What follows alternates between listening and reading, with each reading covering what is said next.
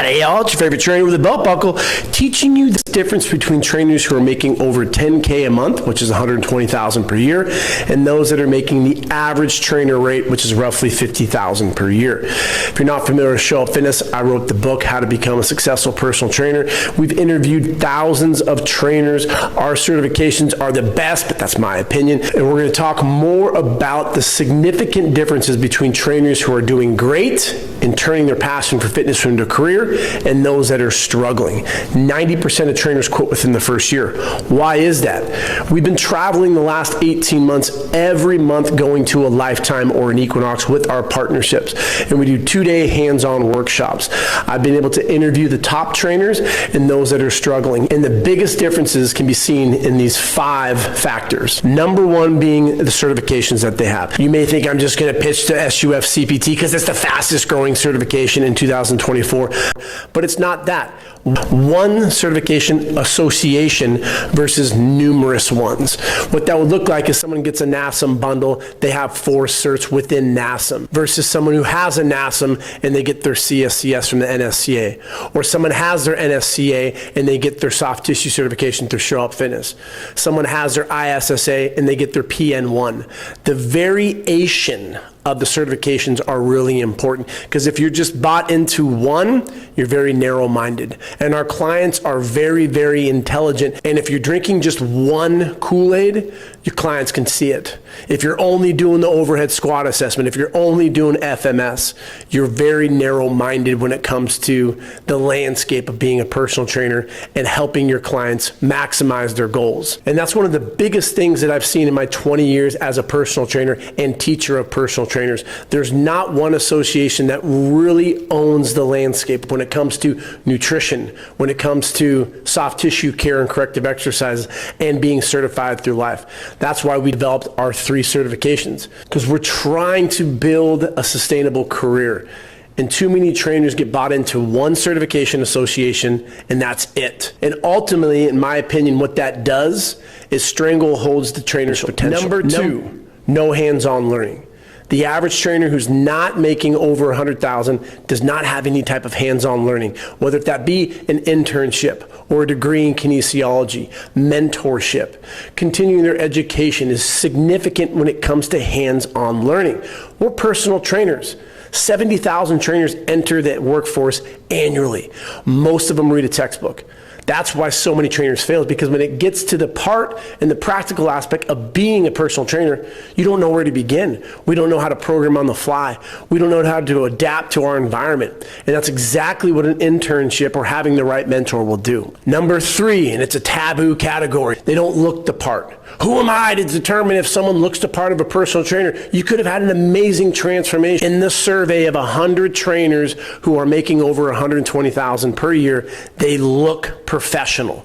They look like a trainer. They'll walk down the street and people say, I want to look like you. You must be in fitness, versus those that are not practicing what they preach. Would you go to a dentist who had jacked up teeth? No. We are physical professionals. We work with other people. This is our trade.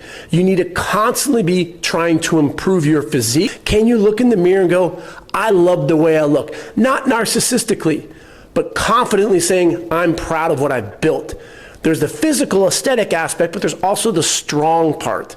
A lot of the trainers who are not making 50K, I doubt they can even bench 135 if they're a dude. If they're a girl, they can't even do a pull-up or a few push-ups. Nothing wrong with that, but are we striving to get stronger? What are we currently subscribed to? What goals do we currently have? Maybe we're trying to do a bikini or physique show or run a marathon, get jacked up for high rocks. When you're focusing on a prize, changing your physique, you are constantly striving to be better. And those that do not look the part, they're complacent. Don't get caught up too much in number 3, because maybe you have a really cool story. Maybe it's a change of career and you're in your 40s and 50s and you lost a bunch of weight. It depends on your market. I'm not the most jacked trainer in the world. People always comment, don't even look like a trainer. My clients want to look like me because I work with general pop. If I work with bodybuilders, I better put on 50 pounds of pure muscle and get down to 4% body fat, because that's my market. Who are you working with? Number 4, which may be the most important one, the fear of sales. I didn't get into fitness to be a salesman. We are professionals who have an amazing product. The value add of what I can provide for my clients is life-changing. They're gonna look the best they've ever looked in their entire life. They're gonna get promoted. They're gonna go on dates that they've never done before. They're gonna get promoted at work. They're gonna get into relationships that they never thought was possible because they're confident in themselves. They love their skin.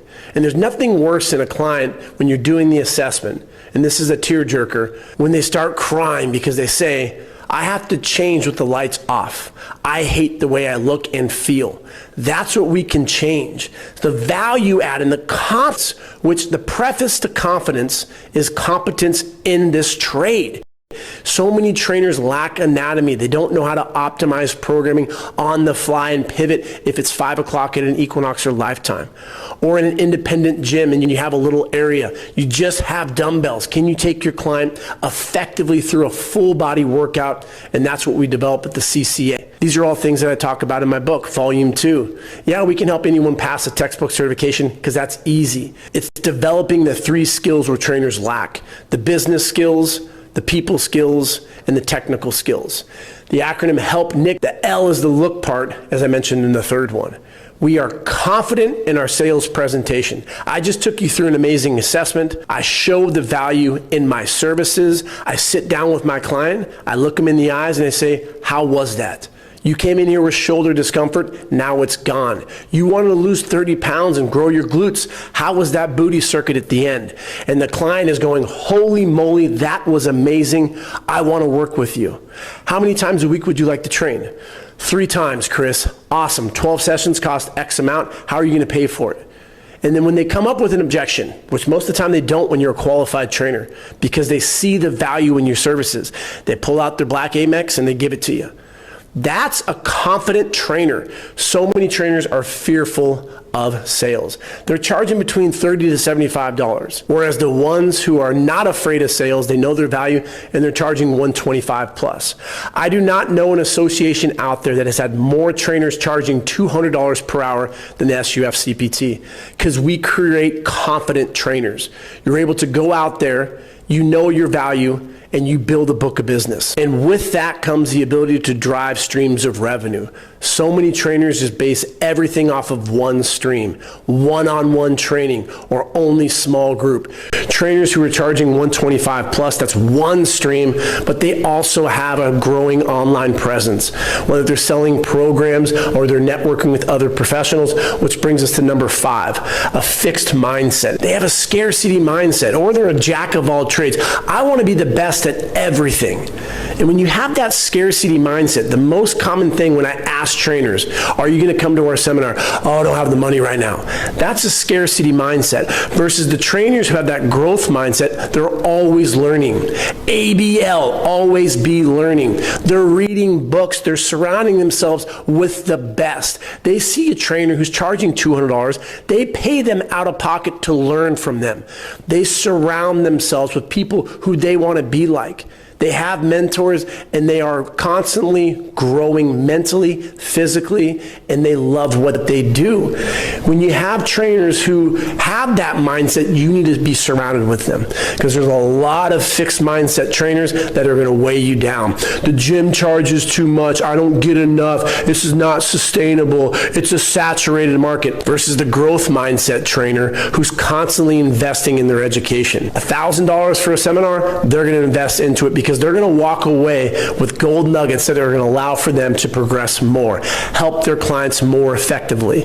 Jack of all trades, you want to be that corrective exercise specialist. You don't have growth mindset to get a physical therapist on your team, a registered dietitian on your team. And that comes back to the sales part. Because when a client's in front of me and I tell them as I go through my pitch, I can absolutely help you get in the best shape of your life. Whatever comes up, if you have pain, discomfort, stuff when it comes to nutrition, I have the solution. And if I don't actually have it for you, my team does. Ask yourself, if you're a trainer over here, when was the last time you went to a hands-on learning seminar? When was the last time you paid a mentor to better your skills, to level you up? Or are you taking that approach that, I don't have the money right now, I'm in debt? That scarcity mindset versus the trainer over here who figures it out.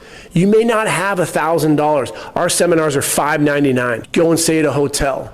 For the weekend, maybe it's going to be $1,000, $1,500. This trainer figures it out. They're going to talk to their clients and say, I'm going to go to one of the best seminars out there. I'm going to level up my skills. Right now, I'm charging $80 per hour. When I come back, I'm going to start charging $100. If you want to keep yourself at that $80 per session, you can sponsor this event. And you can pay for $250, $500. You can pay for the whole thing, and I'm going to keep you at that $80. And if you give me a referral every 3 months, I'm going to keep you at that. That's going to be my grandfathered rate.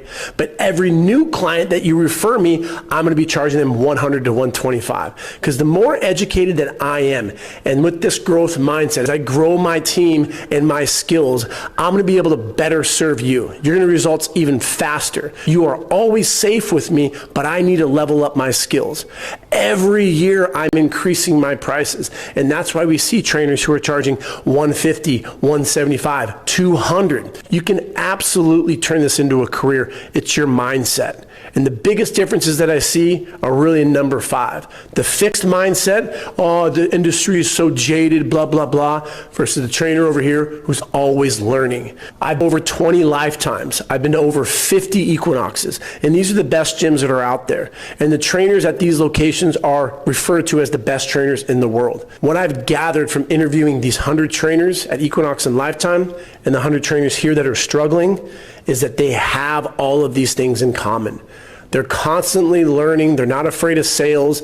They're bettering themselves physically and mentally. And if you level up your career, ask yourself, look in the mirror, am I really doing everything that's possible? Or am I being that victim? And that takes a lot. Not only does that take a lot of soul searching, but there's a lot of humility within that. And these trainers over here are thriving. So why are we chasing more specializations via a textbook? I'm gonna go get my ISSA CPT, and then I'm gonna get my ISSA corrective exercise, and I'm gonna get my ISSA nutrition certification. You're reading a book, but our whole entire field is hands-on. And that's what these trainers are doing. If you wanna level up your career, shoot us a message. We have 3 certifications. All of them include working with fitness professionals. You get to interact with your struggles. That imposter syndrome that you probably have, we're going to crush it because we're going to build that confidence, and you can start charging more, driving those streams of revenue. It all begins by showing up. Remember, big biceps are better than small ones, and keep showing up.